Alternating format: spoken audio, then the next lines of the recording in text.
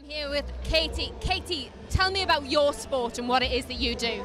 I do freestyle snowboarding, in particular slope style, and that's like you go down a course, you do multiple jumps and rails, doing tricks, so that you can do like inverts, rotations, and just be as creative as you want. So it's a fun sport.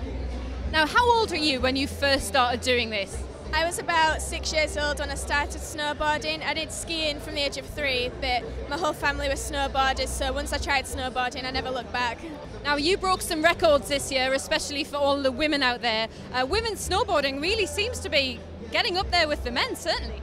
Yeah, early this year I became the first girl to do a backside double cork 1080, which I was really stoked about. Now other girls will see that and want to do it as well, and then that's progressing the sport, so maybe like I can try another trick as well, and then other girls will see that as well, so it just keeps progressing, which is really nice to see in the sport. And how do you go about deciding how to try a trick? Where does that process begin?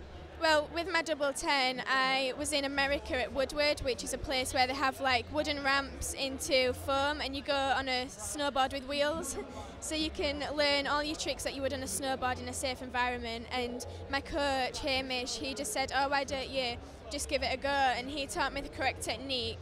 And then once I got that, I tried the double and it just worked. So once you got that comfortably, I went on to snow and just did like the first half of it on like little hips out the pipe.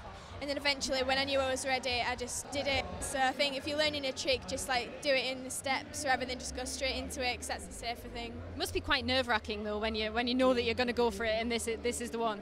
Yeah, it was quite nerve-wracking, but we planned the trip before because I was hoping to get it done earlier in the year, but the conditions weren't right, so we booked a 2-day trip to Stubai, and I just knew that I was going there to get it done, so I just didn't have any other thoughts, just to get it done. But it was quite nerve-wracking on the lift the time before I was going to do it, but I just did it. Now, you're still very young, a bright young talent. What are your ambitions for the next few years? I'm really looking towards the next Olympics in Pyeongchang, and I unfortunately missed out on Sochi. I was doing all the qualifications, but I was just unlucky in the end. But I'm going to be working really hard, like getting new tricks and getting a good run, because my main aim is to get a medal there and hopefully win. So yeah, I'm going to be training hard for that. Brilliant, definitely one to watch.